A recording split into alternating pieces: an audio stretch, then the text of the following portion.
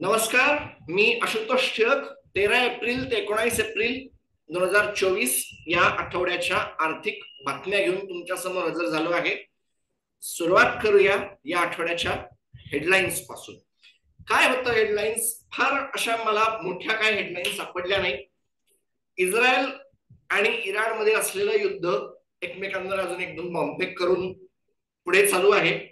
Vodafone आयडियाचा FPO येऊन गेला आणि फारशी काय मोठी असेल नसेल ते माहित नाही, परंतु गुंतवणूकदारांसाठीची एक मोठी इम्पॉर्टंट बातमी अशी आहे की फेसबुकवर फिरताना मला आशिष कुमार चौहान यांचे काही डीप फेक व्हिडिओ सापडले आहेत. त्याच्याविषयी मी थोडस बोलणार आहे. बँकांच्या खिशामध्ये एफडीचं क्रायसिस व्हायला लागलेलं आहे. त्याच्यामुळे आरबीआय भले काही करत नसेल, पण बँकांनी त्यांच्या एफडीचे व्याजदर वाढवायला सुरुवात केली आहे. आणि पेमेंट ऍग्रिगेटर्सच्या बाबतीमध्ये किंवा पीओएस मशीन्सच्या बाबतीमध्ये आरबीआयने काही नवीन नियम आणलेले आहेत. नेमके ते नियम काय आहेत या बाबतीमध्ये पण आपण थोडं लक्ष घालणार आहोत आणि अजून काही बारीक सारीक बातम्या असतील तर आपण त्यांच्याकडे पण जाणार आहोत. पहिली बातमी, इराण इस्रायलच्या बाबतीमध्ये 19 एप्रिल 5-5:30च्या आसपास इराणच्या टाइमनुसार इस्रायली एअरफोर्सनी त्यांच्याकडे बॉम्बफेक सुरू केली इसाफहान नावाच्या शहराच्या जवळ. मॅटर असं आहे की यांच्याकडे हे न्यूक्लिअर वॉरहेड्स असण्याची, अणुबॉम्ब असण्याची शक्यता सगळ्यांनी व्यक्त केली आहे की इस्रायलच्याकडे पण आहे, इराणकडे पण आहे. त्यामुळे दोन न्यूक्लिअर पॉवर्ड नेशन्स यांचा एकमेकांशी होणारं युद्ध असं याच्याकडे बघावं लागणार आहे. त्यामुळे त्या इसाफहानचे जे आहे त्यांच्याकडे आय थिंक लष्करी तळ आहे आणि आय थिंक न्यूक्लिअर वॉरहेड्स पण त्यांच्याकडे आहे. Iranian state media said that Israeli drones flying over the region were shot down by Iranian air defense forces. गोष्ट अशी आहे की इराणमध्ये मीडिया काय तेवढा ओपन नाहीये आणि इस्रायल काही या बाबतीमध्ये बोलायला तयार नाहीये. अमेरिकेची या सगळ्यामध्ये असलेली भूमिका मोठी ठरते आहे. हा एक मोठा हायलाइट आहे. गोल्डच्या प्राइसेस या सगळ्यामुळे वाढल्या होत्या मागच्या आठवड्यामध्ये. या सगळ्याची मुळात सुरुवात 1 एप्रिलला झाली, ज्या वेळेला इस्रायलनी त्यांच्या चालू असलेल्या हमास वगैरेच्या युद्धामध्ये सिरियामध्ये असलेल्या दमास्कस नावाच्या शहरामध्ये बॉम्बफेक केली, ज्याच्यामध्ये इराणची वकिलाती फुटली आणि त्यांच्याकडे असले काही लष्करी अधिकारी इराणचे असलेले मेले.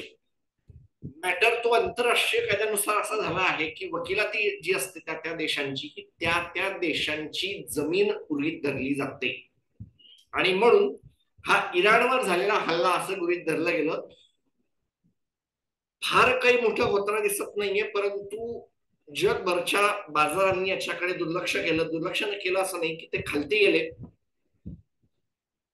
अमेरिकेचे काही इंडेक्स तर 6-6% याच्यामध्ये आठवडाभरात पडले.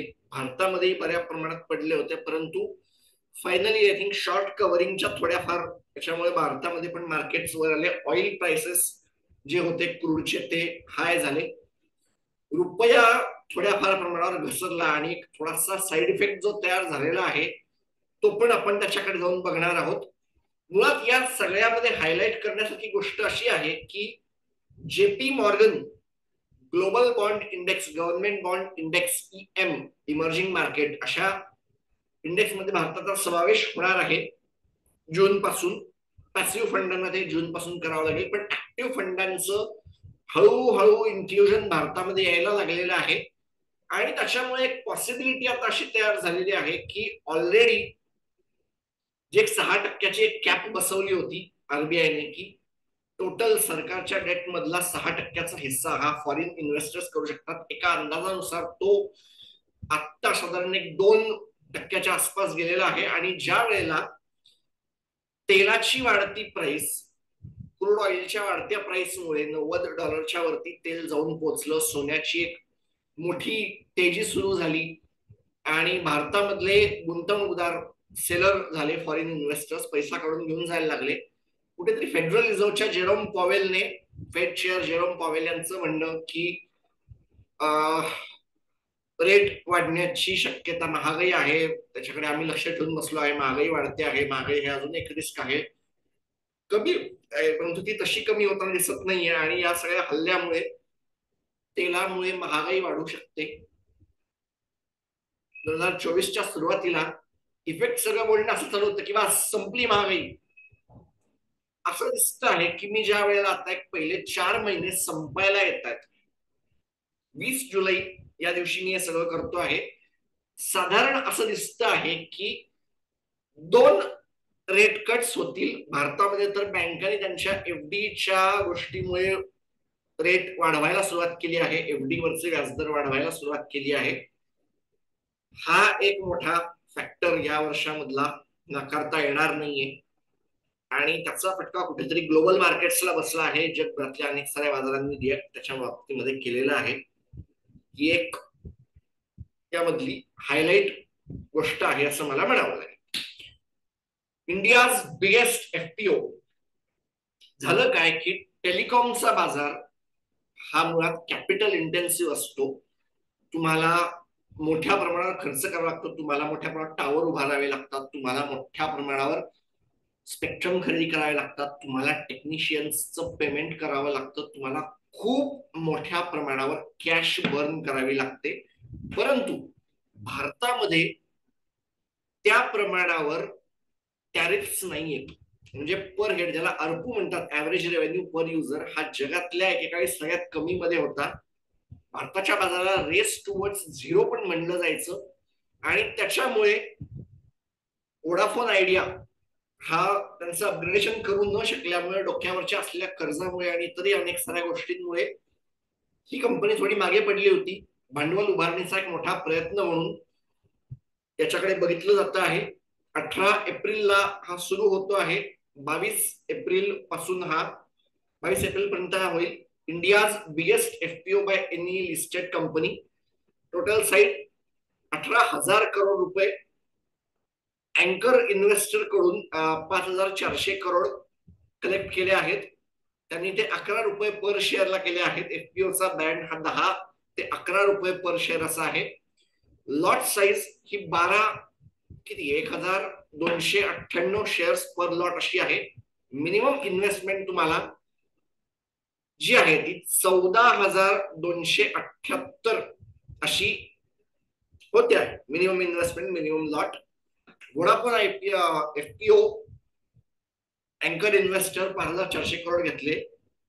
मेजर अँकर investors GQG, Fidelity capital, true capital, Australian super, Motilal Oswal, HDFC mutual fund आणि भारतामधले इतरही काही छोटे छोटे आहेत. ट्रस्ट एमएफचा आय थिंक त्यांचा आहे. ही माणसं भारतामधले ज्यांना म्हणवलं जातं ती होत आहेत आणि जीक्यूजीचं नाव येत आहे. जीक्यूजीच्या आय थिंक 2 का 3 मोठ्या फंडांनी याच्यामध्ये गुंतवणूक केलेली आहे. मी बघितलं, मी ते सगळे त्यांची बारकाईने सगळं काय हायलाइट केलं नाही, पण या 5,400 मधला एक सफिशियंट मोठा हिस्सा त्यांनी केला.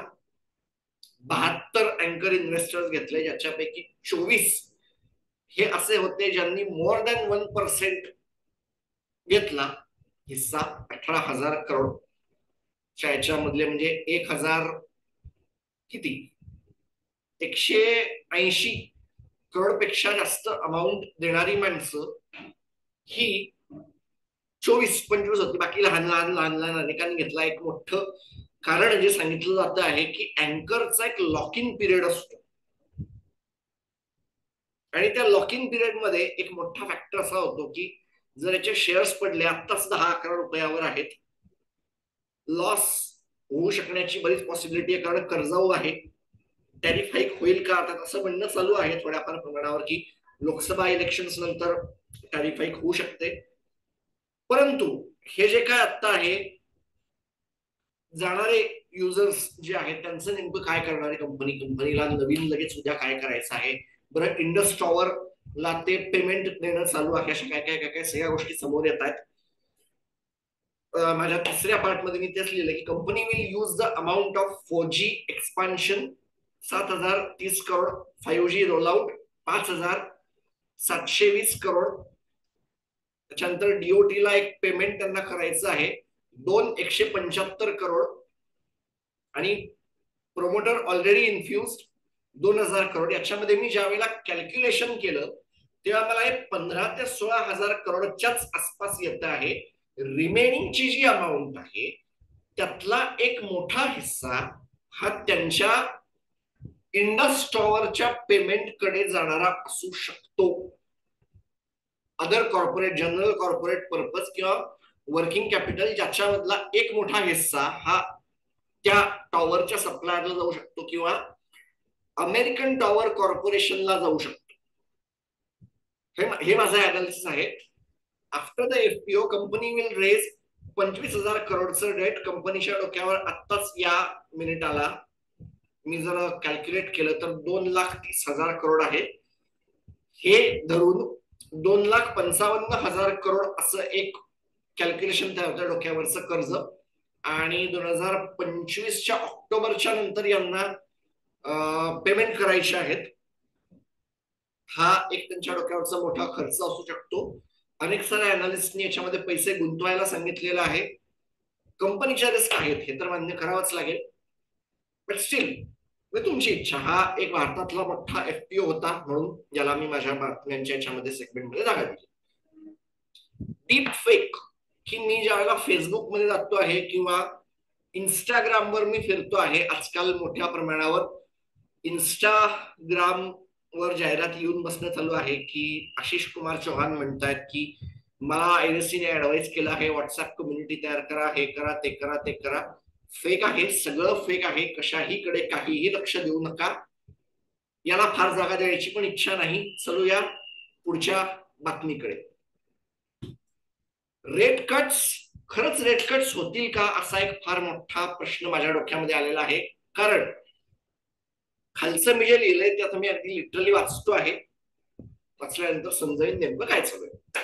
Financial year 2023-24 average increase in interest rate is 96 basis point. म्हणजे आरबीआयने जरी या काळामध्ये फेब्रुवारी 2023 मध्ये आरबीआयने केली, याचा अर्थ 2023-24 पूर्ण वर्ष आरबीआयने त्यांच्या पॉलिसीमध्ये कुठल्याही प्रकारचा बदल जरी केला नसेल तरी बँकांनी त्यांच्या एफडीच्या बाबतीमध्ये मोठ्या प्रमाणावर बदल केला आहे.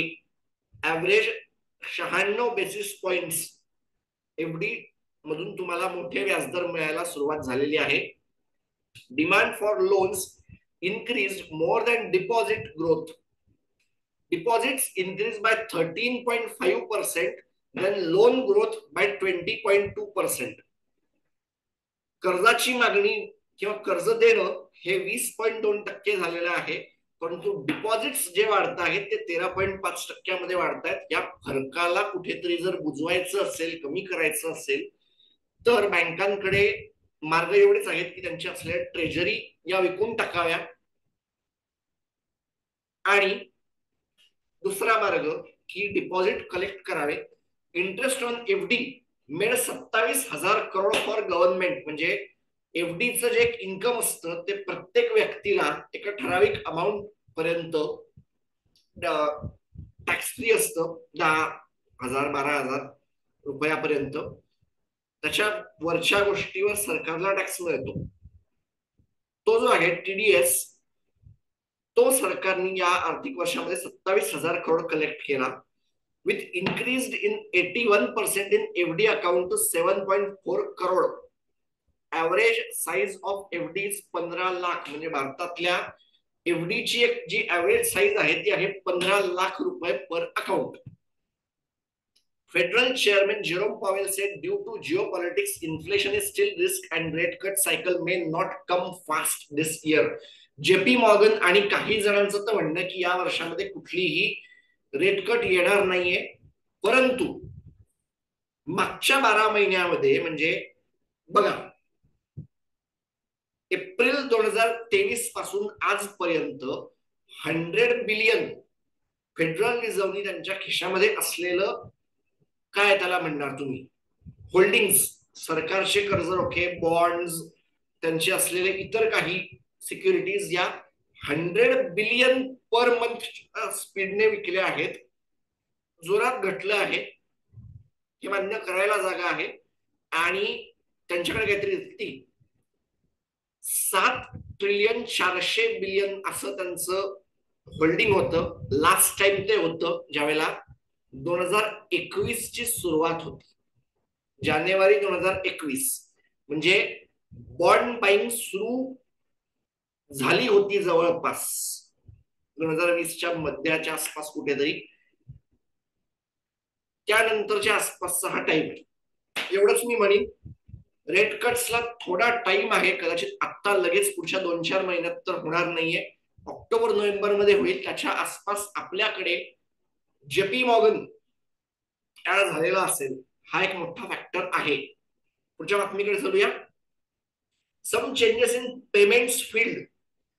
काय झालं आहे की पेटीएमला आरबीआयने जोरदार थप्पड लावली, पण आरबीआयच्या असं लक्षात आलं की हा जो मॅटर आहे ना, हा पेटीएम पुरता मर्यादित नाहीये. एमस्वाईप असेल, पाइन लॅब असेल, भारत पे असेल किंवा इतर कोणी असतील, म्हणजे मी तर बघितलंय काही बँकांचे पण पीओएस मशीन्स आहेत. एसबीआय पेमेंट नावाची एक सर्व्हिस पण आहे मोठ्या प्रमाणावर एसबीआयची. Third party POS need licence now, त्यांना आता लायसन्स लागेल. As per one analysis, those companies hold 400 ते 1000 crore on balance sheets called last mile of payment. आरबीआयचं म्हणणं आहे की यांना ऑनलाईन पेमेंटच्या बरोबर आणून ठेवावं आणि या लोकांचे एस्क्रो अकाउंट्स ते ज्या ट्रेडर्सशी करतात, म्हणजे पीओएस मशीन ज्या लोकांकडे दिलेलं आहे, हँडहेल्ड मशीन असेल किंवा ते मोबाईल फोन सारखं छोटंसं मशीन असेल किंवा ती बोलणार ती ठोकळा असतो बघा, आवाज येतो की भारत पेपर इतने रुपये मिले, अमिताभ बच्चन यांचा आवाज येतो, असं ते आहे. ते ज्या ज्या लोकांकडे जातं ट्रेडरकडे, त्या सगळ्यांची केवायसी केली पाहिजे, स्ट्रिक्टर केवायसी केली पाहिजे, एस्क्रो अकाउंट चेक केले पाहिजेत. आणि हे चालवणारी जी माणसं आहेत पीओएस मशीन्स, त्यांचं नेटवर्कचं लिमिट हे आधी काय होतं माहित नाही, पण आता ते 25 करोड सेटअप केलं गेलं आहे. Mswipe, pine lab, Paytm, BharatPe now need to physical verification. It is a costly process. पर ट्रेडर किंवा पर पीओएस मशीन मागे, पर ट्रेडर मागे यांना 400 ते 500 रुपये पर केवायसी चा खर्च लागतो. मॅटर असा आहे की मुळात आपल्या देशामध्ये युपीआय मोठ्या प्रमाणावर देशभर सगळीकडे पोहोचले. त्याचं कारण आहे की हे हँडहेल्ड मशीन्स या स्टार्टअप्सनी स्वतःच्या खर्चावर लोकांपर्यंत पोहोचवले आणि म्हणून भारतामध्ये क्यूआर कोड्स जिकडे तिकडे पसरायला सुरुवात झाली. भारतामध्ये जी एक युपीआय क्रांती आली, त्याला फोरफ्रंटवर ही माणसं होती. पेटीएम असेल, भारत पे असेल, फोन पे असेल, ही लोक मोठ्या प्रमाणावर होती. पाइन लॅब मी अनेक साऱ्या पेट्रोल पंपावर पाहिलेलं आहे, हायवेवर. सो आता ज्या वेळेला हे होईल, पेट्रोल पंपवाले तर देतील कदाचित, त्यांची कंपन्यामुळे वन टाइम करून टाकतील अनेक साऱ्या लोकांना, पण टपरीवाली माणसं, छोटे ट्रेडर्स, प्रसंगीत सांभार लोक, त्यांना जर मी सांगितलं तुमचं मला केवायसी व्हेरिफिकेशन करायचं आहे, नाहीतर 1-2 महिन्यात तुमचे बंद होईल, खर्च लागेल 400-500 रुपये, तर ते म्हणतील नमस्कार, आम्ही नाही देत. केलेली सगळी प्रगती परत शून्यावर आणून उभं करण्याचा प्रयत्न आहे का माहित नाही. परंतु as per RBI, payment aggregators must inform the regulator about their plan to seek authorization within 60 days of the formal guidelines issuance. हा 2025 मध्ये येतो आहे असं दिसत आहे. बँकांपर्यंत जाऊन पोहोचा आहे, करा ते करा. मॅटर एवढाच आहे, आपल्या घ्यायची बातमी अशी आहे की आता व्हेरिफिकेशन सुरू होणार आहे. पेटीएमच्या याच्यामुळे आरबीआयच्या एवढंच लक्षात आलं की हा फक्त पेटीएमचा प्रॉब्लेम नाहीये, इतरही अनेक सारे जण असू शकतात. मी मागच्या पार्टमध्ये स्टोरी सांगितली होती की मुंबईमध्ये मी गेलो होतो, खिशामध्ये काही नव्हतो, त्यावेळेला पेटीएम क्या है सर असं मला अनेकांनी विचारलं, मुझे कॅश चाहिए. आपण परत एकदा त्याच लेवलला चाललो आहोत का माहित नाही. कारण ज्यावेळेला मी या पेटीएमच्या सगळ्या सगळ्या क्रायसिसच्या बाबतीमध्ये फिरत होतो त्यावेळेला मला ट्विटरवर अनेक साऱ्या कमेंट्स अशा सापडल्या की आम्ही हे मान्य करतो की आम्ही काही काही आमचा आहे काय होता तो पॅन नंबर वाटेल तो टाईप आम्ही केला आणि काही काळ आम्ही ते वापरलं. त्याच्यामुळे आरबीआयचं हे म्हणणं अगदी खरं आहे की व्हेरिफिकेशन खरं नाही झालेलं आहे. व्हेरिफिकेशन केवायसी होणं गरजेचं आहे, परंतु 400 ते 500 रुपये पर केवायसीचा असलेला मोठा खर्च की या लोकांच्या रिप्रेझेंटेटिव्हने तिथे जायचं, यांचे कागदपत्र बघायचे, हे करायचं ते करायचं, याच्यामुळे युनिव्हर्सल बँकिंग लायसन्स चा जो एक ऑब्जेक्टिव्ह होता नचिकेत मोर कमिटीचा, त्याला कुठेतरी झटका बसतो आहे, त्याला कुठेतरी झळ पोचते आहे असं मी म्हणेन. चलूया पुढच्या बातमीकडे. तुमचे या मुळात या बातमीवर तुमचे काय व्ह्यूज आहेत हे मला सांगा. आणि या सगळ्याच्या मध्ये युद्ध चालू आहे, केवायसी व्हेरिफिकेशन चालू आहेत. आणि अजून एक केवायसी व्हेरिफिकेशनच्या बाबतीमध्ये असं आहे की ऍड्रेस प्रूफ साठी तुम्हाला आधी महानगरपालिकेचं चालत होतं, तुम्हाला इलेक्ट्रिकचं बिल चालत होतं, तुम्हाला बँकांच्या पासबुकाच्या झेरॉक्स चालत होत्या. आरबीआय किंवा सेबीचं आता असं एकत्र येऊन म्हणणं आहे की आता म्युच्युअल फंडाच्या केवायसी व्हेरिफिकेशन साठी तुमची जी काय करायची असते ही फक्त आधार कार्ड आणि पॅन कार्ड याच दोन गोष्टी याच्या पुढे अप्लाय होतील, बाकी कुठल्याही गोष्टीचा वापर होणार नाही. मग याच्यामुळे पण काय डिस्ट्रप्शन येऊ शकतं हा पण एक विचार करण्याचा फॅक्टर आहे की काही जणांनी ते केलेलं आहे. मग केवायसी कंटिन्यू का बदलते आहे, म्हणजे एक जोक तर असा होता की जास्तीत जास्त रिस्क कशामध्ये आहे, पासपोर्ट मध्ये आहे का म्युच्युअल फंडाच्या गुंतवणुकीमध्ये आहे. ऍज पर आरबीआय म्युच्युअल फंडाची गुंतवणुकी महाभयंकर रिस्की आहे, कारण पासपोर्टची जी काय व्हेरिफिकेशन आहे ते मला 10 वर्षात एकदाच करावं लागतं आणि तिथे इलेक्ट्रिकचं बिल चक्क चालतं. इथे तुम्हाला म्युच्युअल फंड छोट्यातल्या छोट्या लोकांपर्यंत पोहोचवायचं आहे.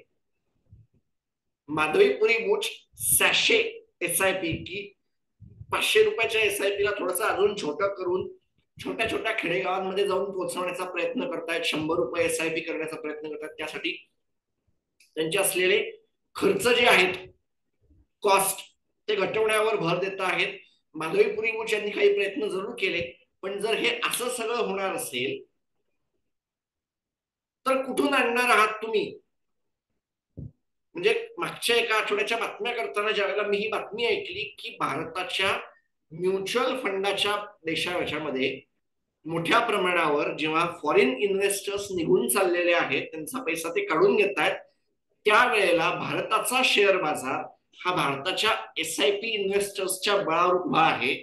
आणि त्यामध्ये देखील अशा लोकांनी ज्यांनी याची चवच कधी चाखली नव्हती, ज्यांनी सेन्सेक्स आणि निफ्टीचे आकडे पण मोठ्या प्रमाणात त्यांना माहित नव्हते, अशा काही वेळेला हातावर पोट असलेल्या काही भागामधल्या बी लिस्ट सी लिस्टच्या शहरांमधल्या महिलांकडून जे होतं ते वाढत चाललं होतं. की फार आनंदाची गोष्ट होती. 2017 पासून ते 2022-23 पर्यंतचा एक मोठा भाग. काय घडलं, काय बदललं, अशा लोकांपर्यंत म्युच्युअल फंड्स पोहोचले, अशा लोकांना म्युच्युअल फंड काय असतात हे बघायला मिळालं. इलेक्ट्रिकच्या बिलावर केवायसी जर काढून घेतली जात असेल तर आपण ती लोक गमावणार आहोत. आणि माझं हे चॅनल चालवताना मी बोललो नाही, पण माझं जे ऑब्जेक्टिव्ह आहे बोलण्याचं की भारतामध्ये फॉरेन इन्व्हेस्टर्स येतात, त्यांचं स्वागत आहे, पण भारताचा शेअर बाजार, भारताच्या कंपन्या या फक्त आणि फक्त भारतीय लोकांनीच मालकीच्या असल्या पाहिजेत. भारताच्या सरकारला कर्ज भारताच्या गुंतवणूकदारांनी दिलं पाहिजे, भारताचा शेअर बाजार हा भारताच्या गुंतवणूकदारांवर चालला पाहिजे. आणि जो चालत होता हे या केवायसी मध्ये फार बाण मारून ते संपून टाकण्याच्या तयारीत बसलं आहे का माहित नाही. मी केवायसीला विरोध नाही करत, परंतु हे पण लक्षात ठेवून बसावं लागेल की पॅन कार्ड आणि आधार कार्ड हे जर करायचं असेल तर या देशामध्ये आधार कार्ड देखील नसलेली काही लोक अस्तित्वात आहेत. जर त्यांना फायनान्शियल इन्क्लुजन करायचं असेल तर आपल्याला काही गोष्टी काही काळ बाजूला ठेवाव्या लागणार आहेत. दॅट्स द केस. या आठवड्यामध्ये रामनवमीमुळे बाजार पूर्ण काळ चालला नाही, त्याच्यामुळे जे समोर आकडे दिसत आहेत ते थोडेसे मी हायलाइट केले आहेत. याच्यामधले शुक्रवारी बाजार सेन्सेक्स 73,088.33 वर येऊन बंद झाला. जवळपास 2% आसपासची घट या भागामध्ये घडून आली. निफ्टी 50 22,147 पूर्णांकावर बंद झाला. मागच्या 5 दिवसात 2.5% घट दिसली. निफ्टी बँक 47,574.15 वर बंद झाला शुक्रवारी. निफ्टी फायनान्शियल सर्व्हिसेस 21,173 अंशावर बंद झाला. S&P BSE मिड कॅप 40,004.52 अंशावर बंद झाला. S&P BSE स्मॉल कॅप 45,433.79 वर बंद झाला.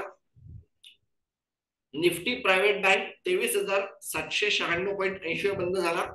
निफ्टी PSU बँक 6,933.25 वर बंद झाला. S&P BSE PSU इंडेक्स 18,791.87 वर बंद झाला शुक्रवारी. S&P BSE 500 32,199.48 वर बंद झाला शुक्रवारी ट्रेड करून. निफ्टी फार्मा 18,404.60 वर या शुक्रवारी बंद झाला. निफ्टी IT 33,368.30 वर या आठवड्यात बंद झाला शुक्रवारी. निफ्टी नेक्स्ट 50 61,887.90 वर बंद झाला, ज्याच्यावर NSE मोठ्या प्रमाणात डेरिव्हेटिव्ह कॉन्ट्रॅक्ट घेऊन येण्याचा विचार करते आहे पुढच्या काही दिवसांमध्ये.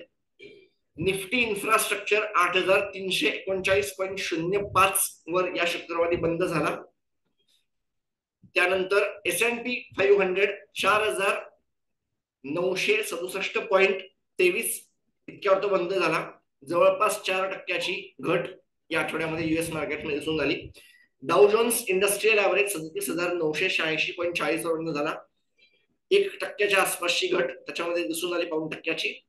नॅसडॅक कॉम्पोजिट 15,282.01 वर बंद झाला.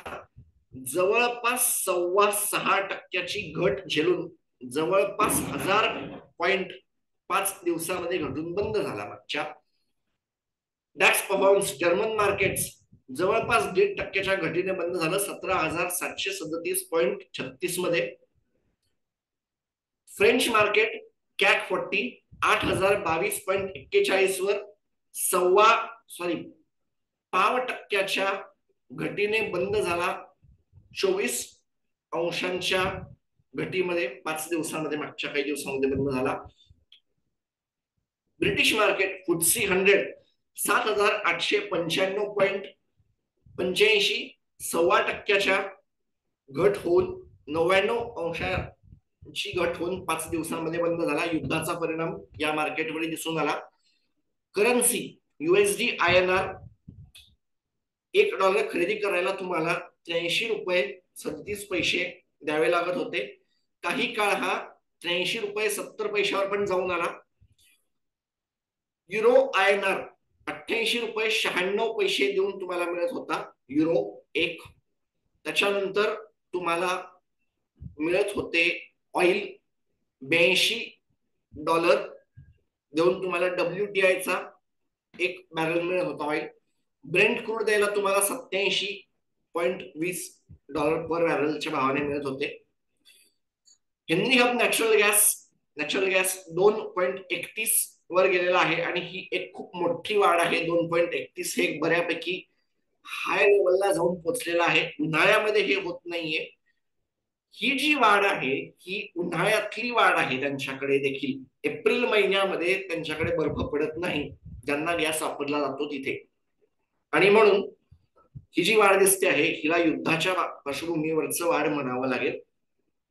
आणि सोनं 10 ग्रॅम खरेदी करायला तुम्हाला 72,940 द्यावे लागत होते. चांदी 83,910 देऊन तुम्हाला 1 किलो मिळत होती. अंदाज असा होता की पुढच्या काही दिवसात 1 लाख पर केजी चांदीचा भाव जाण्याची शक्यता आहे. या होत्या या आठवड्याच्या बातम्या. पुन्हा भेटूया, तोपर्यंत नमस्कार.